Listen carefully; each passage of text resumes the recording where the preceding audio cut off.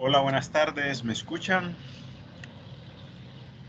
Buenas tardes. Buenas Sí se escucha. tardes. Hey, bienvenidos. Vamos a retomar nuevamente la clase después de 2 días de ausencia debido a las lluvias y problemas que las condiciones climáticas nos hicieron pasar, ¿verdad? Quiero comentarles que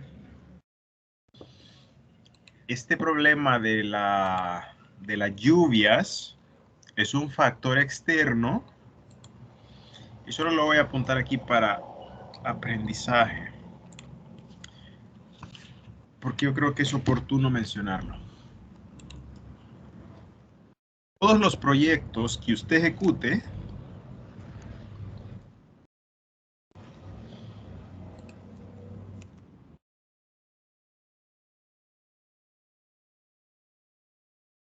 tienen factores externos que debe considerar al momento de la ejecución del proyecto. Estoy hablando de proyectos de todo tipo, proyectos de investigación, proyectos de inversión, educativos, culturales, etc. ¿Okay? Al ser factores externos,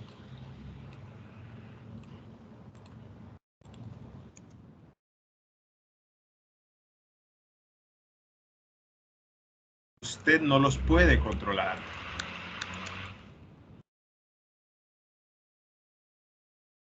Pero sí puede considerarlos. Por ejemplo, que existiese lluvias el lunes es un factor que ninguno de nosotros puede controlar, es el clima.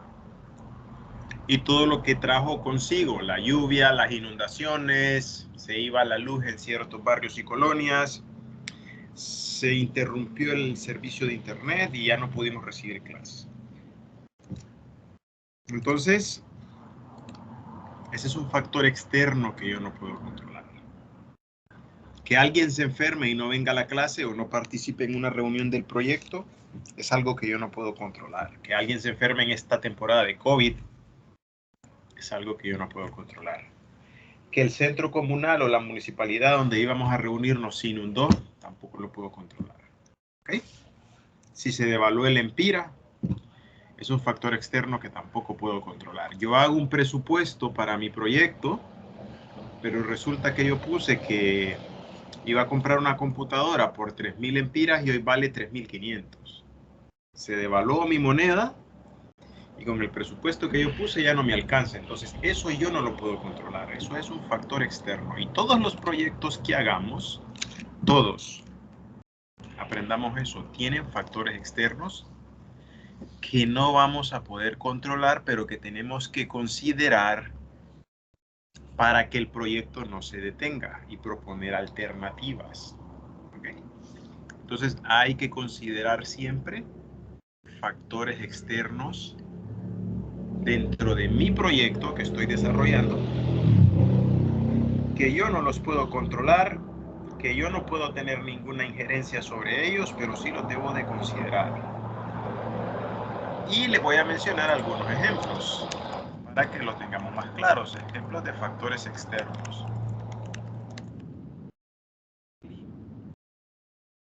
Lluvias, incendios, bueno, más que todo lluvias y sequía, vamos a poner. Si yo estoy haciendo un proyecto y necesito que llueva y se viene una gran sequía, eso no lo puedo controlar.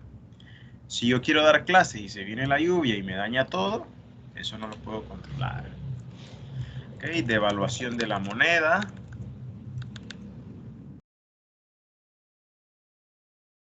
Por ejemplo, el tema de enfermedades como el COVID y otras, plagas, interrupción de la electricidad. Se va la electricidad y usted tiene una actividad en el proyecto que era ver una película con gente o mostrarle un documental Ya no la puedo hacer. Ahora, ¿qué puedo hacer yo si se va la luz? Para eso yo considero estos factores externos. ¿Qué puedo hacer yo si se viene una lluvia y se inunda?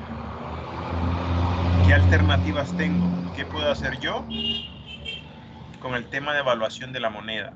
¿Qué alternativas tengo? Bueno, una alternativa es que en vez de poner el presupuesto del dinero en lempira, yo lo pongo en dólares, porque el dólar no se devalúa. El dólar no se devalúa tanto como nuestra moneda. Entonces, para eso sirven los factores externos, ¿ok? Y todos los proyectos lo tienen. Entonces, volviendo a la clase, era como un poco aprovechar lo que hemos venido viendo. En la clase pasada estábamos viendo el enfoque cualitativo. Creo que mencionábamos que el proceso es inductivo porque se hace desde la inducción, es recurrente porque puede que vuelva a ocurrir, es como un ciclo. Lo inicio aquí y puede que vuelva a ocurrir, ¿okay? Eso hace como un ciclo.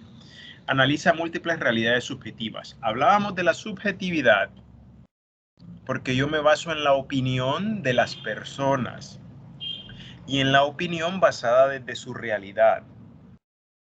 Por ejemplo, si yo tengo un amigo en Esparta que se inundó, que su casa se le inundó o se perdieron sus cultivos o si se dedica al ganado se le perdió ganado o lo que fuese y tuvo daños materiales o pérdidas humanas en su familia. Y estoy hablando del tema de las inundaciones en cuanto a un proyecto X, su realidad no va a ser la misma que la mía, que apenas el agua, por ejemplo, llegó al patio de mi casa, pero no sufrí nada. Entonces, esa subjetividad está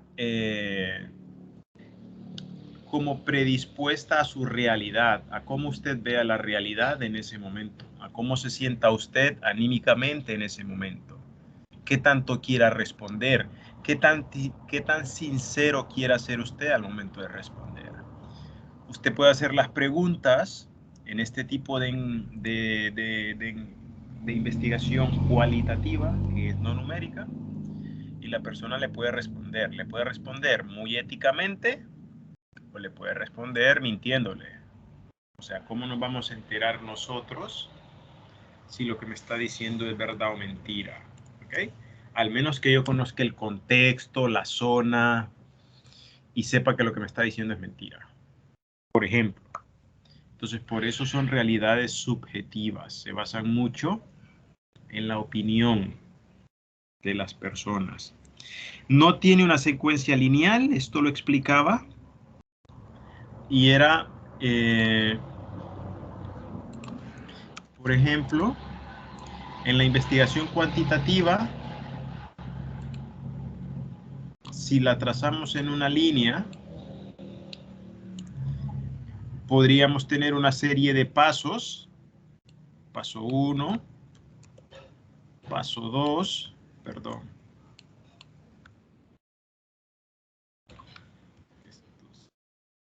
Paso 2, paso 3, paso 4 y paso 5. La investigación cualitativa dice que es ordenada, sistemática y secuencial. Lo voy a dibujar por arriba. La investigación cuantitativa o la numérica es del paso 1, paso al 2, del paso 2, paso al 3, del paso 3, paso al 4, del paso 4, paso al 5. Eso es investigación cualitativa. ¿Ok? Ahora, investigación cualitativa, quali, no numérica.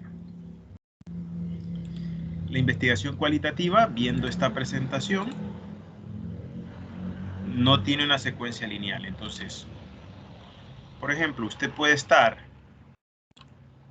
en la etapa 1, pasa a la 2, pasa a la 3, vuelve a la 1, o está en la etapa 4 y vuelve a la 1, o está en la etapa 3 y vuelve a la 2, o está en la etapa 5 y dice, me voy a replantear los objetivos de la investigación.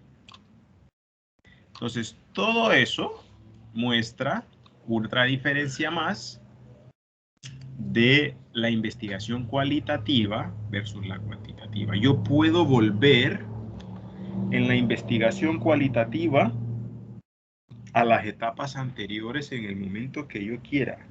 Yo puedo volver al inicio y reformular los objetivos de la investigación, cosa que no acepta la investigación cuantitativa.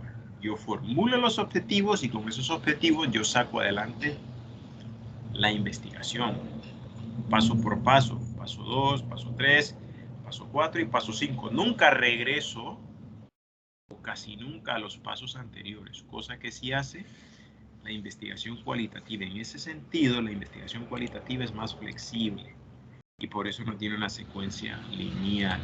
¿Ok? Profundicen los significados de lo subjetivo. Puede tener mayor amplitud y profundizar en un tema en concreto. Hay una riqueza interpretativa, por supuesto, de lo que a mí me dicen. Pues yo luego tengo que hacer una interpretación de esos resultados y contextualiza el fenómeno que estamos estudiando. Todas esas son bondades. El enfoque mixto ya dijimos que era una combinación de lo cualitativo y lo cuantitativo. Ahora, ¿qué es la investigación? Ya lo vimos también. Conjunto de procesos sistemáticos, si estamos hablando de una investigación cuantitativa, críticos y empíricos. Críticos es porque usamos el criterio técnico y empírico es porque estamos investigando cosas que no sabemos. Estamos en un ensayo prueba y error, valga la redundancia, probando si lo que estoy investigando va a funcionar. Entonces, por eso es empírico. No hay algo hecho o elaborado que yo pueda seguir, sino que yo voy creando. Creando que el método, la forma de tomar datos, los resultados obtenidos, cómo los analizo, etc. Y se aplican al estudio de un fenómeno. El fenómeno es lo que yo estoy estudiando. En este caso, las personas, los barrios, las colonias, o mi mercado meta objetivo que yo me he trazado al inicio de la investigación. El enfoque cuantitativo y cualitativo emplean procesos cuidadosos, metódicos y empíricos para generar conocimiento. ¿Okay? Son cosas ya previamente estudiadas y diseñadas, planteadas para que demás personas que quieran incursionar en la investigación puedan seguir. Es metódico porque tiene una serie de pasos. ¿Sí? Pero recordemos que es mucho más metódica la investigación cuantitativa que la cualitativa, porque esta es más flexible. Puede volver a pasos anteriores, aunque tenga pasos definidos. ¿Okay? ¿Qué busca? Generar conocimiento. Por supuesto, siempre una investigación de mercado, en este caso, le va a generar un conocimiento. ¿Cuál conocimiento?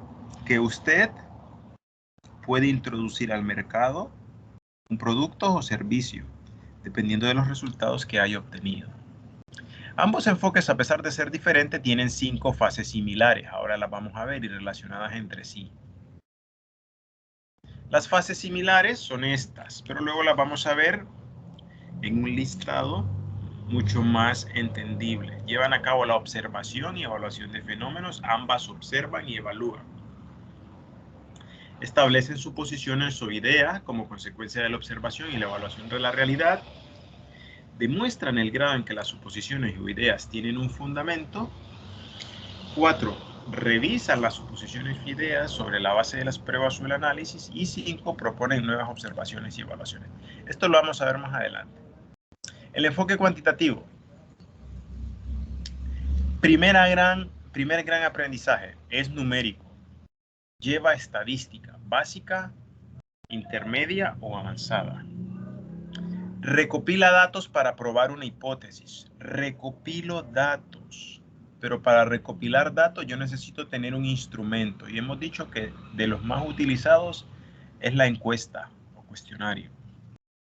Pruebo una hipótesis. También hemos mencionado en esta clase que la hipótesis la planteo al inicio, no al final de haber obtenido los resultados. Con base en la medición numérica, por eso es cuantitativo, y el análisis estadístico, para establecer patrones de comportamiento y probar ciertas teorías. No se debe brindar o eludir pasos o etapas. Esto. Cuantitativo, no se debe brindar o eludir fases. No puedo pasar de la fase 2 o del paso 2 al paso 5 o del paso 2 al 4. Tengo que pasar siempre por el 3, 4 y 5. Eso es lo que me quiere decir. Perdón. Parte de una idea. Todo proyecto nace de una idea. La idea, ya lo vimos en las primeras clases, me lleva a plantear un tema. El tema me lleva a plantear un objetivo general. El objetivo general me lleva a plantear de 1 a 3 o más objetivos específicos. Mis objetivos específicos deben de tener potenciales resultados. Y para alcanzar todo eso yo planteo actividades. Eso ya lo vimos. Pero todo nace de una idea. ¿Qué quiero yo investigar? ¿Cómo lo hago? A través de una herramienta que yo creo que ustedes conocen, o si no la conocen, aquí la voy a escribir. Aquí.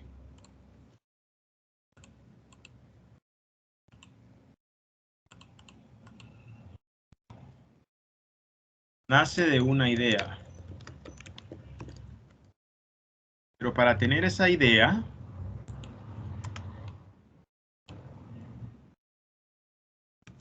usted tiene que generar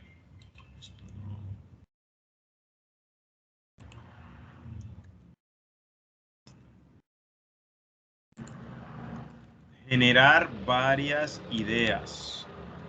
Y eso se llama técnicamente lluvia de ideas.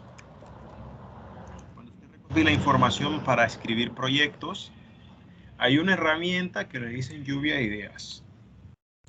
Y es que usted consulta a sus compañeros de equipo o a sus compañeros de trabajo o a una población que le den ideas sobre un determinado tema para hacer una investigación. Usted le va preguntando, eso se llama técnicamente lluvia de ideas y es el primer paso para plantear un proyecto, en este caso de investigación de mercados.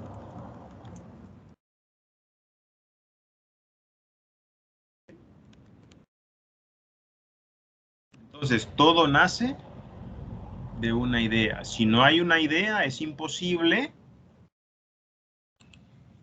Lo voy a escribir aquí. Luego se plantea un tema, unos objetivos, que ya dijimos que era uno general y varios específicos. Unos potenciales resultados, unas actividades, un método.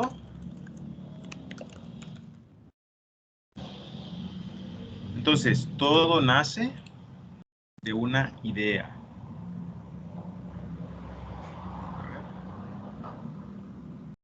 Vamos a proyectar de nuevo. Ok, esta idea se debe delimitar. ¿Qué significa delimitar?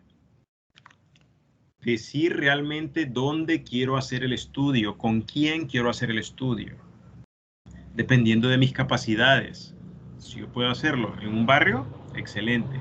Si yo tengo mayor alcance y lo hago en varios barrios, excelente. Si yo lo quiero hacer en todo el municipio y tengo los medios logísticos, técnicos y económicos, excelente. Entonces, hay que delimitar siempre esa idea. ¿Por qué delimitarla? Porque la idea puede ser muy grande y muy abarcativa y al final nunca aterrizo con los resultados del proyecto. Tiene objetivos y preguntas de investigación. Luego vamos a ver esto de preguntas de investigación, pero Básicamente es transformar estos objetivos en preguntas de investigación, utilizando signos de interrogación y palabras que denotan preguntas, como por ejemplo, qué, cuándo, cómo, dónde, por qué, para qué. Y todas esas palabras que denotan pregunta van acentuadas. Revisar literatura es lo que hemos hecho con Norma Zappa en las primeras clases. Información escrita, información fiable. Evitemos sitios como los que ya hemos mencionado. Y con eso construyo un marco teórico. ¿Ok? Voy a poner eso aquí. Marco teórico.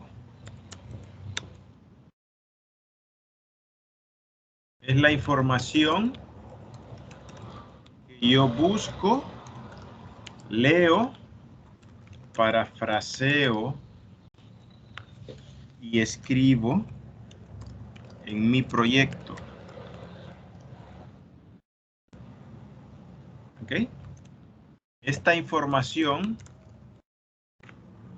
que yo busco, leo, parafraseo y escribo en mi proyecto está relacionada con el tema de mi proyecto. O sea, yo voy a buscar en internet todo lo que yo encuentre relacionado con mi proyecto. Eso es armar un marco teórico.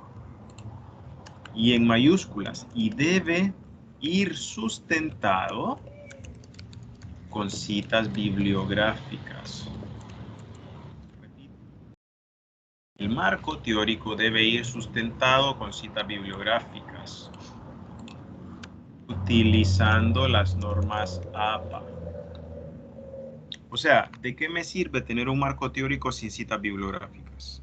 No me sirve de nada, porque no sé de dónde usted sacó esa información.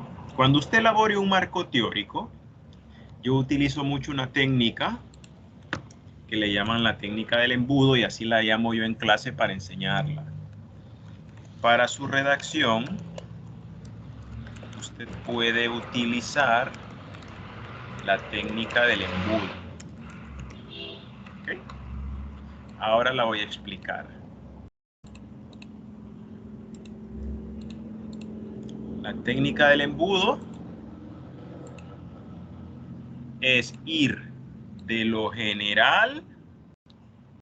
Imaginémonos que este es un embudo mal hecho. Es ir de lo general a lo concreto.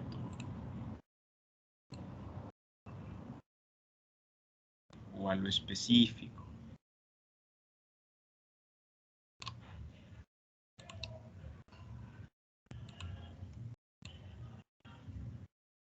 Esa es la técnica del embudo.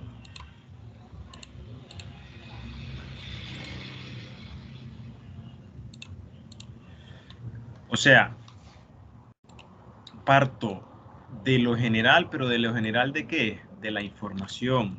Parto de un contexto general, y este contexto general puede ser a nivel mundial.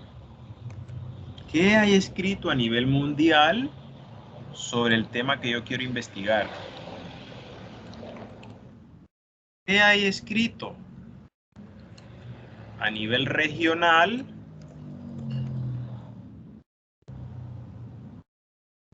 sobre el tema que yo quiero investigar? Regional puede ser Latinoamérica, por ejemplo. Y así voy bajando de nivel. ¿Qué hay escrito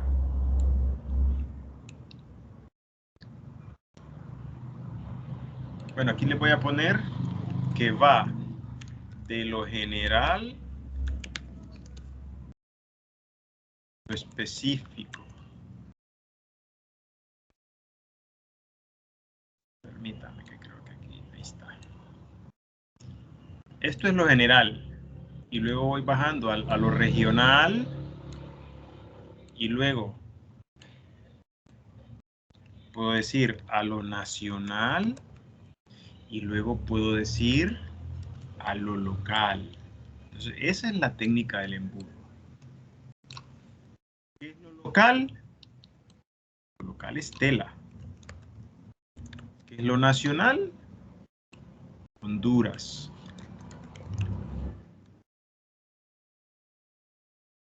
Lo regional, Latinoamérica o Centroamérica. Y lo general es todo lo que hay escrito sobre el tema que yo estoy investigando. Esa es la famosa, yo no sé si ponerlo aquí, creo que aquí queda mejor. Esa es la famosa técnica del embudo. Ir de lo general a lo específico. Todo esto que vemos aquí arriba es lo general y voy cerrando el embudo hasta llegar a lo local. Aquí está mi proyecto. Repito, aquí está su proyecto de investigación. Aquí.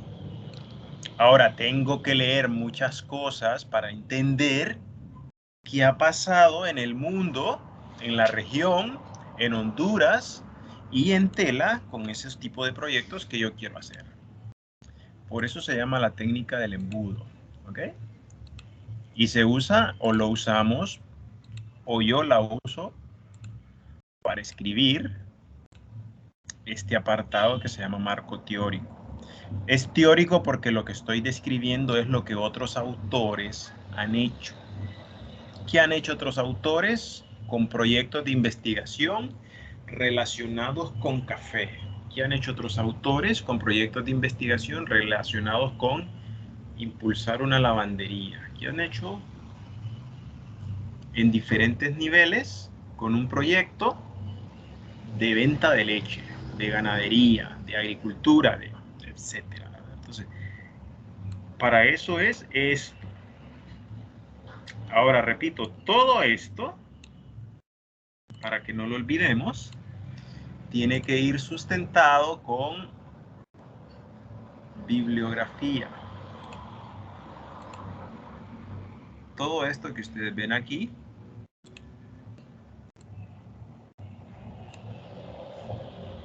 tiene que ir sustentado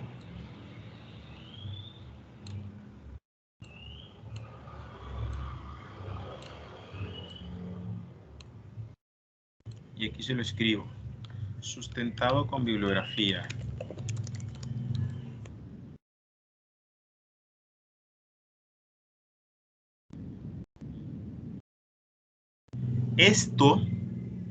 Este sustento le da la credibilidad ¿a qué?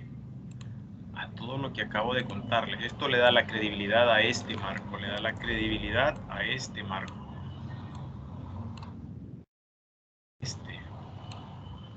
Ahora, pero si lo que yo hago en mi informe o en mi proyecto es simplemente poner texto sin citas, no estoy haciendo nada. Esto sustenta el marco teórico. El marco teórico debe llevar citas bibliográficas, ¿ok? Entonces, continuamos.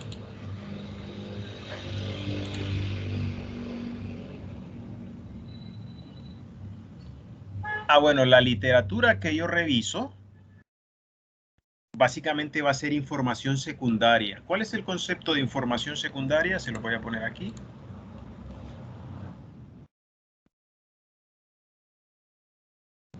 A ver.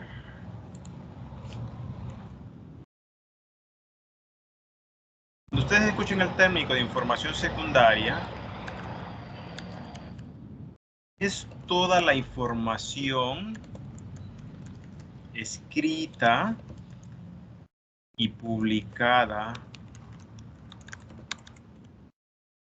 en la web. Todo lo que usted lea que no sea suyo es información secundaria, elaborada por uno o varios autores.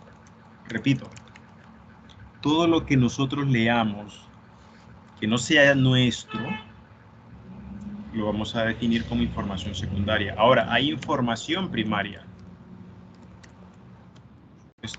Si hay algo secundario, tiene que haber información primaria. Y es aquella información que nosotros generamos con nuestro proyecto. Y aquí, por ejemplo, al aplicar un instrumento, eso lo generamos nosotros Nosotros generamos el instrumento, lo planificamos, lo pensamos, lo escribimos, lo revisamos y lo aplicamos. Al aplicarlo a la gente nos da respuestas. Y esas respuestas se convierten en información primaria, es nuestra. Entonces, para que lo entendamos, es la información que nosotros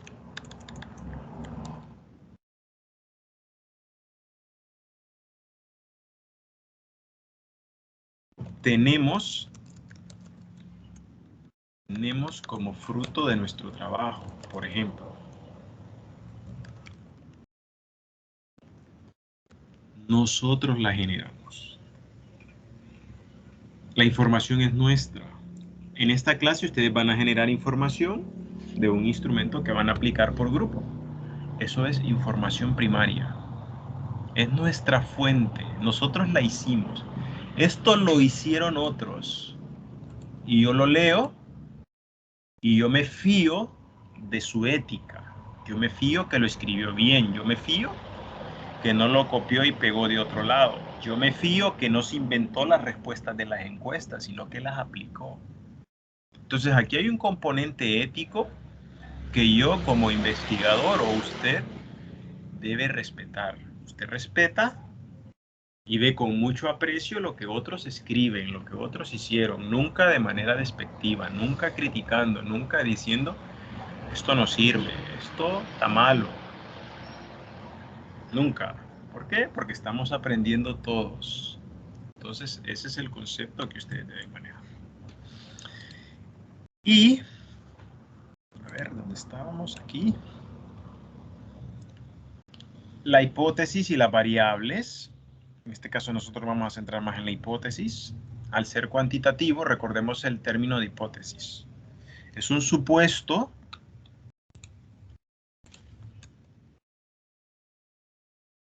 la hipótesis es un supuesto que yo deseo probar al final de la investigación. O es un supuesto que yo escribo al inicio de la investigación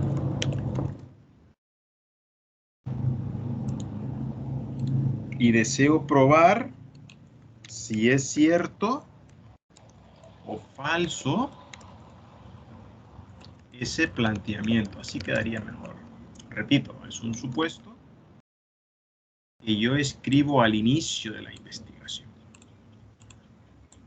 Ahora, ¿dónde es el inicio de la investigación? Es aquí, señores.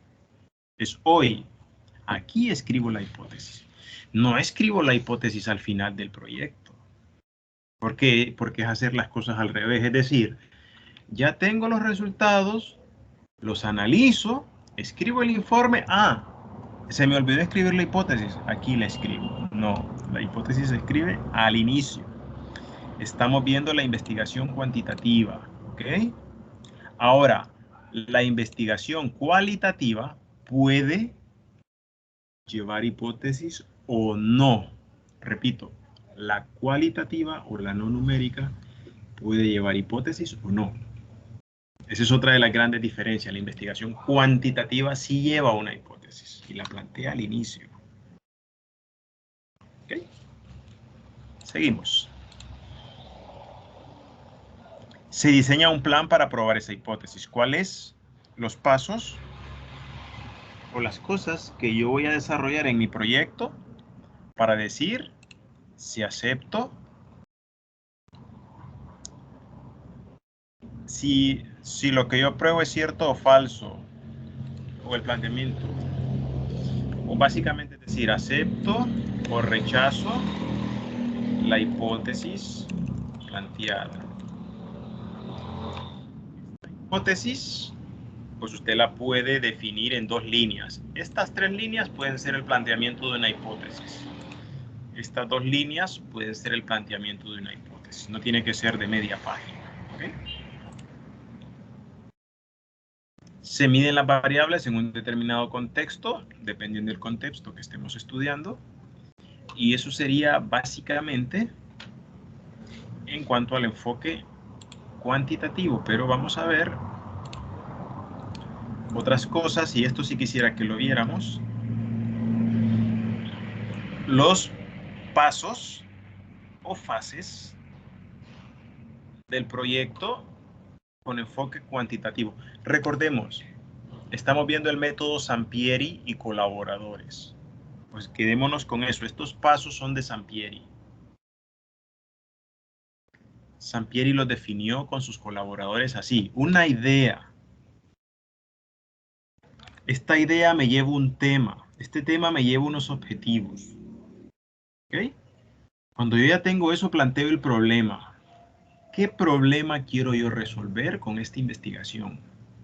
¿O qué parte de ese gran problema quiero yo resolver? Eso es investigación aplicada. Hago investigación para generar conocimiento que me plantee una solución a este problema. Revisión de literatura, ya lo mencioné.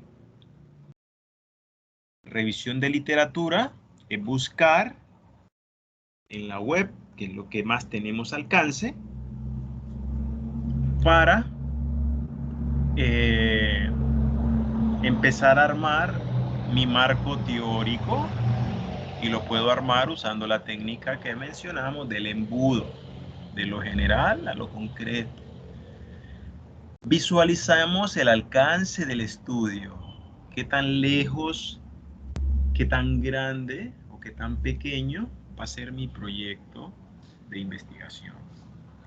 Muchas veces ese alcance, chicos, está determinado por el tiempo que yo tenga para hacer la investigación, por el dinero, los medios económicos que yo tenga para hacer la investigación, y por el equipo técnico que yo tenga para hacer la investigación. Técnicos somos nosotros, las personas, las que en teoría sabemos lo que vamos a hacer. Y medios logísticos como vehículos, motos, celulares, impresoras, computadoras. ¿Okay? Entonces, ese alcance está supeditado o determinado por lo que acabo de mencionar. O sea, si yo le digo a usted, usted trabaja en la municipalidad de Esparta o de Arizona o de Ceiba, y le digo, hágame un estudio de mercado, hoy es miércoles, para el otro miércoles. O sea, ¿qué puedo hacer en una semana? Realmente poco, mi alcance es muy corto.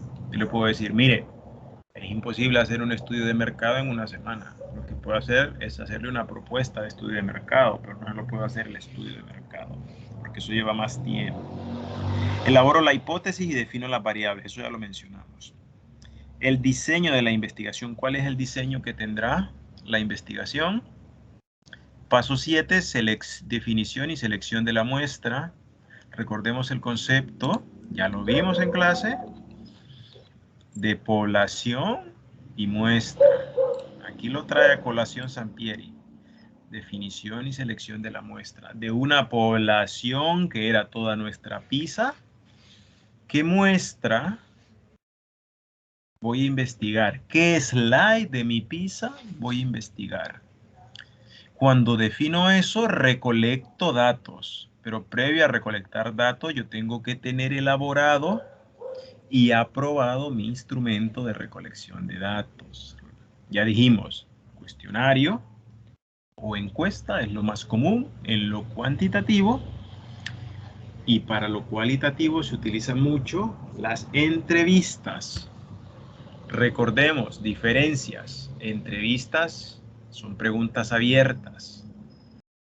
Cuestionarios o encuestas son preguntas cerradas de tipo opción única u opción múltiple, o también preguntas abiertas, pero nunca todas abiertas. ¿Okay? Análisis de datos. Yo recolecto esos datos. Esta fase la termino cuando yo aplico mi instrumento. Yo dije, voy a hacer 300 encuestas y yo en 2 semanas logré mi meta. Ahí yo recolecté mis datos. Ahora los analizo. Extraigo una base de datos. Empiezo a generar gráficos en Excel o con Google Formularios. Y con eso voy planteando el análisis de mis datos. Esos datos que yo genero los voy a analizar. Y con eso elaboro un reporte de los resultados. ¿Ok? Y aquí tenemos algunas características del enfoque cuantitativo que ya hemos, varias de ellas mencionados. Planteo un estudio delimitado. O sea, esta parte es bien importante que la entendamos. Yo tengo que delimitar mi tema de investigación y qué tan grande o tan pequeño quiero hacer mi investigación. Eso es un criterio suyo como investigador o como grupo de investigación. Nadie le puede venir a decir eso es muy corto, eso es muy grande, eso no lo vas a terminar nunca, eso es muy pequeño, no es un proyecto. O sea, usted, de acuerdo a las necesidades y al problema que quiera resolver, va a delimitar su área de estudio. Es poner límite. Voy a empezar aquí, en la E, y voy a llegar aquí a la O. No me voy a pasar hasta esta O o hasta este párrafo, no, hasta aquí. Punto. Me muero con esa idea. Ese es el límite. Y ya lo mencioné, el límite está influenciado por el tiempo, el dinero, las personas, los medios logísticos. ¿Okay? Una vez defino el problema, planteo una revisión de literatura. Ya dijimos que hay información primaria y secundaria con la que yo construyo el marco teórico. Ya planteo las hipótesis al inicio para probar si estas son ciertas o no. Vean esto, el punto 3. Las hipótesis se generan antes de recolectar los datos, no después de analizarlos. No tendría sentido. La recolección de datos se fundamenta en la medición. Medición, ¿por qué medición? Porque es cuanti, es numérico. ¿Una medición qué? En un mundo real, en un mundo en el que vivimos. Los datos son productos de mediciones, por eso es cuantitativo. Representan cantidades, por eso es cuantitativo. Y se deben analizar a través de métodos estadísticos. Este punto 5 es lo que define en su mayoría la investigación cuantitativa. En el proceso se busca el máximo control para evitar otras explicaciones posibles, distintas o rivales a las hipótesis que sean rechazadas, y se excluye la incertidumbre y se minimiza el error. Este de máximo control es la rigurosidad del enfoque cuantitativo. Paso 1, paso 2, paso 3. No puedo volver al 2, no puedo volver al 1. Yo tengo que continuar y sacar esa investigación tal cual. Y minimizamos los errores haciendo uso del método científico. ¿Ok? Eso ya lo mencionamos también en clase. Los análisis cuantitativos se interpretan a la luz de las predicciones iniciales, como la hipótesis y los estudios previos, teorías o enmarcadas en el marco teórico. Y la interpretación es cómo los resultados se encajan en los conocimientos existentes. O sea, yo lo que tengo o lo que generé en mi investigación, yo lo puedo comparar con los resultados de otras investigaciones. La investigación cuantitativa debe ser lo más objetiva posible. ¿Ok? Es muy objetiva porque tiene una secuencia sistemática. Es objetiva porque usted es el investigador. Usted nunca se mezcla con el grupo que está investigando. Siempre hay como una barrera que lógicamente es invisible entre yo o ustedes como investigadores y las personas que estamos investigando, el grupo o el barrio o el municipio. Nunca soy yo parte de la investigación. Entonces ahí entra un componente ético. ¿Qué es la ética? La ética en la investigación es un eje transversal que usted debe asumir con mucho compromiso. Tener ética al momento de aplicar la encuesta. ¿Qué es eso? Bueno, que si yo voy a aplicar la encuesta y veo una chica bonita y que me gusta, No es ético enamorarla cuando la estoy encuestando. No es ético pedirle el teléfono. No es ético decirle cosas. ¿Lo puedo hacer? Sí lo puedo hacer, pero no es ético. ¿Okay? No es ético pedirle información personal si la encuesta no lo demanda. Si le quiero tomar una foto como para ponerle en mi informe, yo le pido permiso. ¿Me da usted permiso de que mi compañero nos tome una foto para ponerla en nuestro informe? Eso es ético. Ético es no intentar que la persona me responda lo que yo quiero. Por ejemplo, si estoy haciendo una investigación en la población de Tela sobre la extradición de Juan Orlando Hernández, que es un tema que es como la serie de Netflix en la actualidad, o lo que abarca realmente la noticia más importante de este país, yo le voy a preguntar, ¿está usted de acuerdo con que extraditen al expresidente a los Estados Unidos y que sea juzgado allá?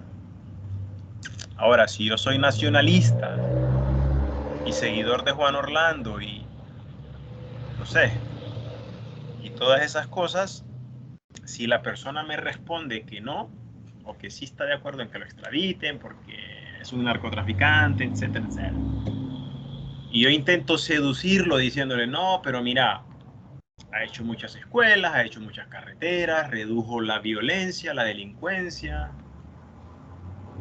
puso un escuadrón antimaras y pandillas, reforzó la policía, puso la tasa de seguridad. Yo no puedo hacer eso porque no estoy siendo ético, o viceversa.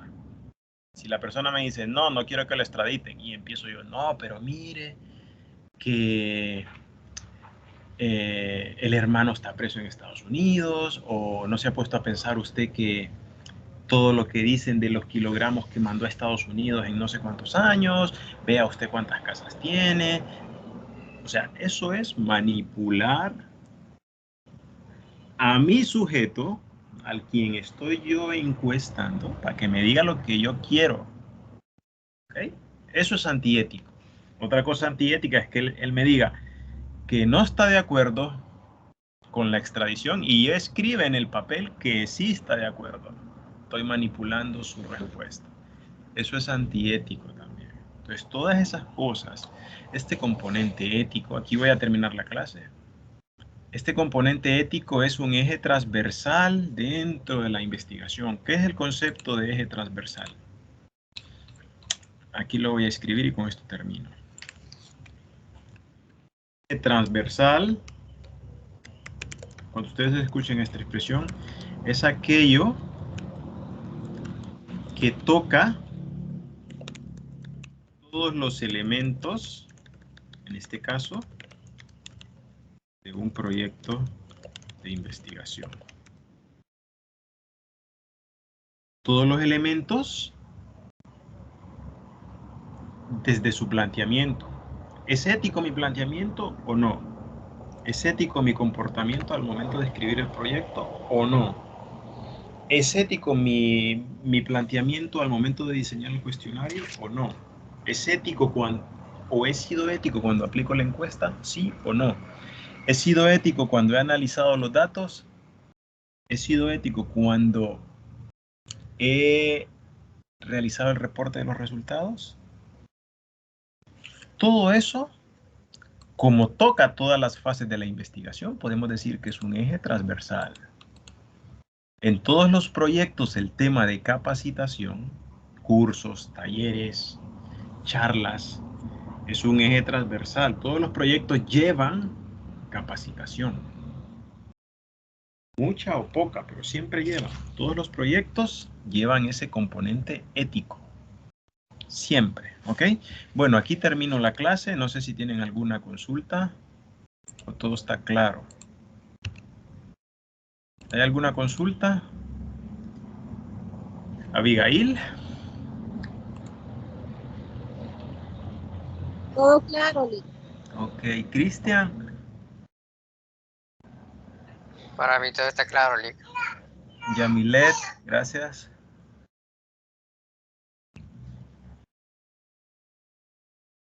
Ada.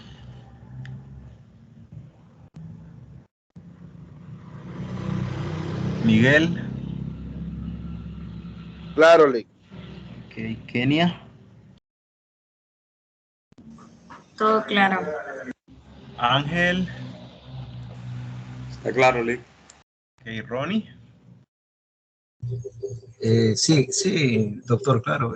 Llegué un poco tarde a la clase por problemas de internet, porque ha habido varios apagones.